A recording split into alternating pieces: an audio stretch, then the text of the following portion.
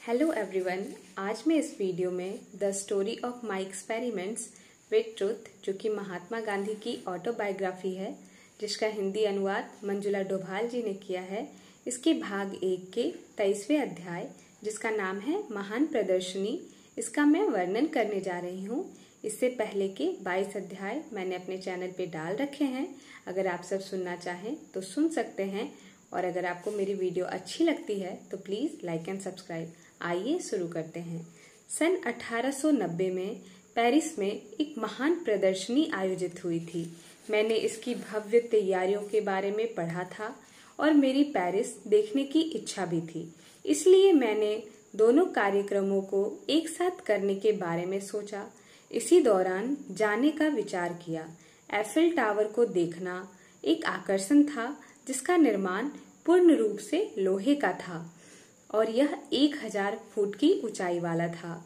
वहां पर देखने के लिए अन्य भी कई रुचि वाली वस्तुएं और स्थान थे, लेकिन टावर को देखना मुख्य था। इतने विशाल और ऊंचे निर्माण का सुरक्षित रूप से खड़े रहना, ऐसा उस समय कोई सोच भी नहीं सकता था। मैंने एक शाकाहारी रेस्टोरेंट के बारे में सुना था। वहां मैंने एक कमरा लिया और उसमें 7 दिन रहा। मैंने अपना रहना और आने जाने के साथ घूमने फिरने का प्रबंध सब कुछ बहुत मित व्यवता के साथ किया। मैंने ज्यादातर यह पैदल चलकर और पेरिस शहर के मानचित्र और गाइड के साथ किया। वहाँ काफी लोग थे जिन्होंने मुख्य मार्ग और अन्य आकर्षण की जगह देखने में मेरा मार्गदर्शन किया। मुझे उस प्रदर्शनी के बारे में कुछ भी याद नहीं, सिवा इसके कि यह बहुत विशाल थी और वहाँ तरह तरह की बहुत सी वस्तुएं थी। मुझे वहाँ का एफिल टावर अच्छी तरह याद है, जिसके ऊपर 2-3 बार चढ़ा था। पहले प्लेटफॉर्म पर वहाँ एक रेस्टोरेंट था, जिस पर केवल यह कहने का गर्व किया जा सकता है कि यह एक बहुत ऊंची जगह पर मैंने खाना खाया और अपने 7 शिलिंग को यूं ही गवा दिया। मेरी यादों से पेरिस के प्राचीन चर्च अभी भी ताजे हैं। उनकी भव्यता और वहाँ की शांति भुलाई नहीं जा सकती।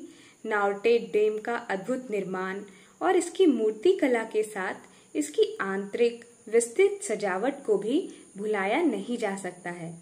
मुझे लगा कि वे लोग जिन्होंने इतने दिव्य कैथेड्रल को बनाने के लिए लाखों खर्च किए, उनके दिल में ईश्वर के लिए गहन प्रेम के अलावा और कुछ भी नहीं हो सकता है।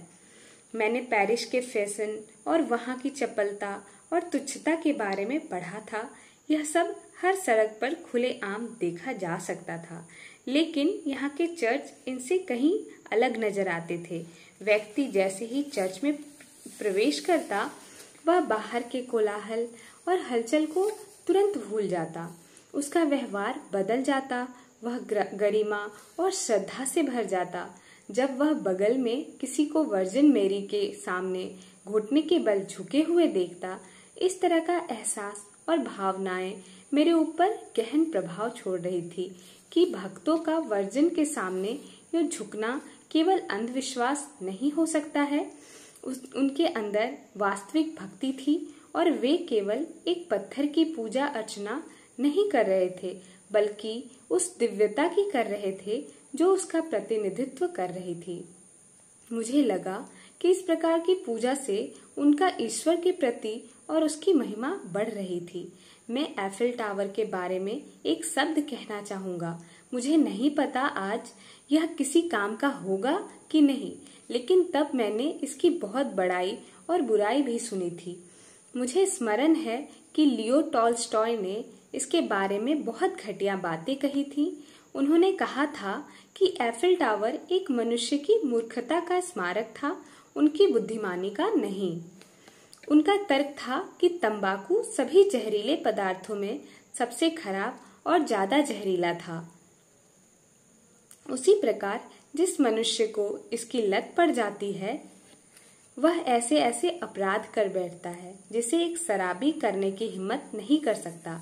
शराब मनुष्य को पागल करती है, लेकिन तंबाकू उसके दिमाग को धुंधला कर देता है। वह हवाई किले बनाना शुरू कर देता है। एफिल टावर मनुष्य के इसी प्रकार के प्रभाव के कारण बना था। एफिल टावर बनाने में कोई कला नहीं है और किसी प्रकार से यह नहीं कहा जा सकता है कि इसकी वजह से प्रदर्शनी की असली सुंदरता बनी है। काफी लोग उसे देखने के लिए वहां जा रहे थे और उस पर चढ़ते, जैसे कि वह एक नवीनता है और उसका अद्वितीय आयाम है। यह प्रदर्शनी का एक खिलौना था। जब तक हम बच्चे रहते हैं तब तक हम खिलौनों के प्रति आकर्षित रहते हैं। एफिल टावर इसी प्रकार के ध्येय को पूरा कर रहा था। धन्यवाद मेरी वीडियो को पूरी देखने के लिए। अगर आपको अच्छी लगती है तो प्लीज लाइक एंड सब्सक्राइब।